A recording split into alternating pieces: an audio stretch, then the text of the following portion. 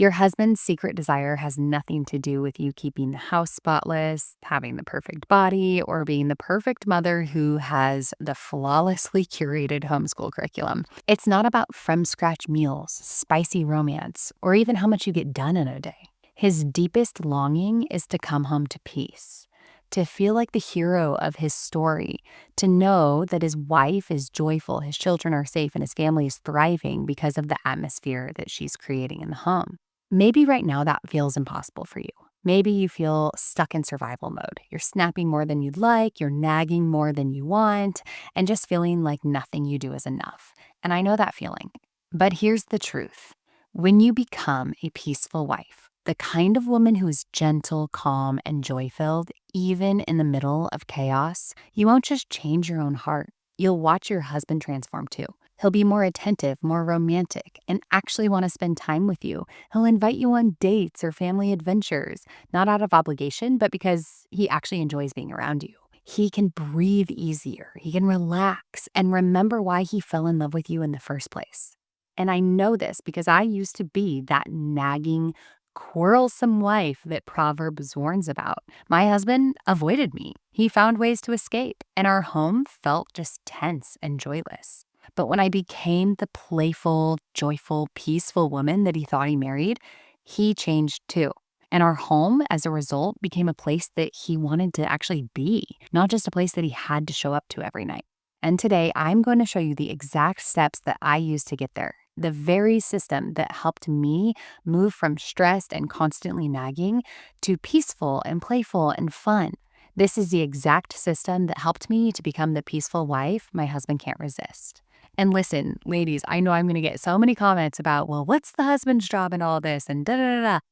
Here's the thing. I don't talk to men, I talk to women. And so there's no use in me telling you what your husband ought to be doing or, what he shouldn't be doing, or that is irrelevant really, because we only have control of ourselves and we need to make sure that we keep our side of the street clean. So this is from the woman's perspective, the wife's perspective, and I think that you'll find a lot of freedom if that's how you start looking at things. Your relationship with your husband is the single most important role that you'll ever play. It's not just a marriage, it's a ministry. I can't tell you how many emails I receive from students in my course whose husbands are thanking me, not the wives, not the women who I'm actually helping, but the husbands. And when I asked my husband one day, I was like, why do you think so many husbands love my course so much? He goes, because they feel like they got their wife back. And then he said, men like to know that their family is happy, healthy, and safe. And your course helps women become that and create that environment. That's all a man really wants to come home to, a wife and children who are happy. That's what my husband said. So if you're a Christian mother who's feeling burnt out and longing to be the peaceful mother and wife you've always imagined without turning to expensive therapy or supplements or constantly decluttering your home, I would love for you to subscribe. And if you're new here, I'm Kiri. I help Christian homemakers who are living in a fog of exhaustion and stress to become the patient, peaceful mother and wife they've always dreamt of being. And if you're wondering how I went from barely surviving each day to creating a peaceful, joyful home, even when my circumstances didn't change, I actually walk through the exact process I followed in my free workshop. You can sign up using the link below. If you want a peaceful home, you have to become a peaceful woman. I've said it before. For years, I thought peace was waiting for me at the end of a decluttered home, or children who obeyed more, or a perfectly scheduled day. But alas, big surprise, that's not where peace lives. And that's really a good thing because it means that it's possible to be calm even when the toddler throws a tantrum, dinner's burning, the baby's screaming, and a little one has a blowout, all at the same time. You can have peace and genuine joy even when nothing gets checked off your to-do list that day, because your calm comes from Christ, not from control or perfection. And God's peace isn't dependent on your circumstances. It's a gift, a fruit of the Spirit, and it begins in your heart when you learn to lean on Him. When you cultivate this kind of God-given peace, it radiates through your home. Your husband can feel it, your children will notice, and your marriage begins to change. Because at the end of the day, what your husband wants most of all is really so simple: to be your hero, to see you happy, and to know that his family is safe. Go ask your husband if I'm right about this. I guarantee I am. And it's God's peace that makes all of that possible. And to lean on God means to actively rely on His strength, wisdom, and perspective instead of your own. It's trusting that He is in control, that His Spirit can sustain you, and that His power, not your effort, creates true peace. It's a posture of surrender, humility, and dependence, even when life feels out of control. So when you're up to your ears in stress and overstimulation, you pray. You speak scripture over yourself. You stop long enough to let God carry the weight of the day instead of unloading it all on your husband. So let's get into some very practical ways that wives can cultivate this peace in her home regardless of her circumstances. First, you have to understand that no man has ever risen to greatness while drowning in his wife's criticism. But here's the thing. Men thrive and become the men they were meant to be when their wives believe in them, they champion them, and when they trust them.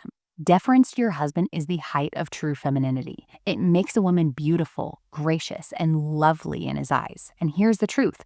Men would rather feel unloved than inadequate and disrespected by their wives. So if you want to love your man the way that he needs to be loved, make sure he feels your respect most of all. Reverence isn't just how you act, it's how you speak. The softness in your eyes, the way your body leans in instead of pulling back and retracting when he touches you. And in order to have that, if you've lost it, you need to change the way you think about your husband. So here's how you can do that. You can speak life into him. It could be as simple as, I love how hard you work for our family. Or, dinner was so much easier tonight with you bathing the kids. Thank you so much. What would I do without you? And the interesting thing is that the more you give him praise, the more you do this, the more you'll actually start to believe the things that you're telling your husband. Next, you can practice restraint. When you feel the urge to correct or criticize your husband or to just be cold or sassy, even in your own thoughts, you have to stop and ask yourself, will this build him up or tear him down? Or will this make me think more highly of him by indulging in these thoughts? Or will it turn me against him? 9 times out of 10, it can wait until you've prayed about a wise way to bring up whatever the issue is. Or maybe it doesn't even need to be said at all. So practice restraint, pray before you speak, right? Think before you speak, of course. And sometimes there are issues where I have to pray about for weeks before I mention it or bring it up. And oftentimes when I'm praying, the Lord actually softens my own heart and I find that it doesn't even need to be said at all. Okay, the next thing is that men are very visual and physical creatures. Okay, so show your love and your adoration towards your husband physically. Smile when and like, I'm not even just talking about like, sexual things. I mean, that too, of course, but smile when he walks into the room to let him know that you're happy to see him. Show him a little excitement when you see him. Touch his arm when you're telling him a story. Give him your full attention when he's telling you a story. Those small cues tell him that you're proud that he's your man. And not only that, it tells your own brain the same thing, and you'll start to see that your affections turn toward him rather than against him. Last, but really this could be first, is pray for your own perspective. Reverence grows as you look at your husband not only as your spouse, but as a man made in God's image. So ask God to help you see him the way that God sees him, through eyes of grace, not through a running list of faults and failures. When a wife cultivates an atmosphere of reverence, it doesn't just strengthen her husband, it transforms the entire home. Maybe you've seen this too.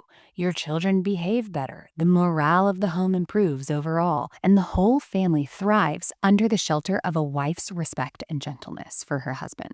This transformation of going from constant stress and frustration over everything to actually showing reverence for my husband and truly feeling peace in my life, that completely changed my marriage. But it wasn't just one change. It was an entire system of rewiring my habits, my responses, and even the way that I think. I had to completely change the entire landscape of my brain, you guys, and I had to get out of fight or flight by calming my nervous system. And that's the system that I walk through step by step in my free workshop. I recently received this note from a gal who took my free workshop. Her name was Lorna, and she said, honestly, Kiri, your free workshop changed my life. I took so many notes. I basically wrote down everything you said. And at first I was frustrated that I couldn't afford your course, but I've clung to what I learned in your free workshop, and it has truly made all the difference. I'm still a work in progress, but just like your video mentioned, my husband noticed a change in me within 3 days. Thank you for finally helping me figure out what's wrong, and God bless you and your family. So, if you would like to make this same transformation just from a free workshop, you can sign up using the link below. It's the first link in my description. A peaceful wife sets a joyful mood for her home by being playful and funny and just having fun with her husband. I've found that my husband loves when I tease him. Me, not so much. I don't love being teased, but my husband loves it, and it totally makes the atmosphere feel lighter in my home when I do this. So I'll give you an example of a simple, just like random way that I set a good tone for the day right off the bat by being playful with my husband. So it was morning time. I was running around, getting breakfast going, cleaning up, doing a bunch of things, all the things that moms do in the morning, you know? And my husband was just staring out the window. Like he was just looking out the window. And instead of getting frustrated that he wasn't helping me and that he gets to just stare off into space while I worked hard to get things done, I stopped and I said, "Hey, I have a question. What is it with men? My dad used to do this too. You guys just wake up and stare out some windows. What's that about?" Maybe you guys can relate. Like your husband probably does this too. But he started cracking up and he said, "Do you really want to know?" And I was like, yeah. And he went on and on this whole tangent about how he was thinking about this and that and the other thing and about all the things he wanted to do with our yard. He was playing out all these scenarios in his head about making our yard look nice. And I was in tears laughing because of how he was playing out the scenarios and explaining what was going through his mind. And he was cracking up because he thought my question was hilarious. So that's the power of playfulness, guys. A little curiosity, a little humor, and suddenly you have connection.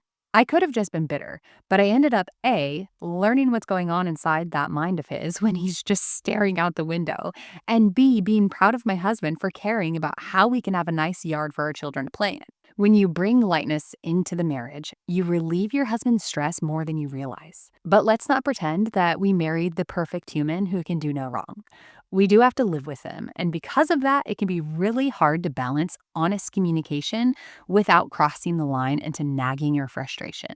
That's where my next secret comes in: ratios. You have to get your ratio right. So I said it before, I don't love being teased all the time. And there was a time when I would get really frustrated with my husband's constant teasing. He would tease, I'd get mad, then he'd say something like, "I'm just joking, geez, lighten up." But I was confused because I actually do like a little playful teasing sometimes. And sometimes I'm able to just give it right back to him, just like he wants. He wants that banter back and forth, right? So I realized one day that it comes down to his ratio of teasing versus romance and being sweet and loving. So now I'll say something like, "Hey, your ratio's off." And he knows what I'm talking about. If the ratio of loving, praising, being sweet, and romantic is high, let's say like 5 to 1, then I can easily handle the jokes. But if he flips that ratio, that's when I start to shell up and I get angry and resentful. So there were many times, and to be honest, this still happens from time to time, where I would make my request known to my husband. "Hey, can you not blah, blah, blah?" And that's exactly how he heard it, actually. Blah, blah, blah. He'd get so frustrated and he'd close off when I would ask him to do something or not to do something. And I'd be like, "Dude, am I not allowed to communicate a need with you? We do have to live together, run a household together, raise children together. There's gonna be things that I have to communicate with you." And then it hit me. Oh my word. My ratio is off. I was offering criticism far more than I was offering praise. And so every little request that I made landed as nagging, even if in my opinion it wasn't. But when I shifted my ratio, when my husband became so used to hearing praise flow out of my mouth rather than constant requests or criticism, then when I did ask for something to change, it didn't sound so much like nagging. It just sounded like partnership. And the funny thing is that when my ratios improved, so did his. Marriage is this symbiotic relationship where if you're loving and respecting and praising your husband on a higher ratio than criticizing him or sharing your frustrations with him, then he naturally has a higher ratio of loving, praising, and romancing you versus teasing or whatever else gets under your skin. But here's the thing.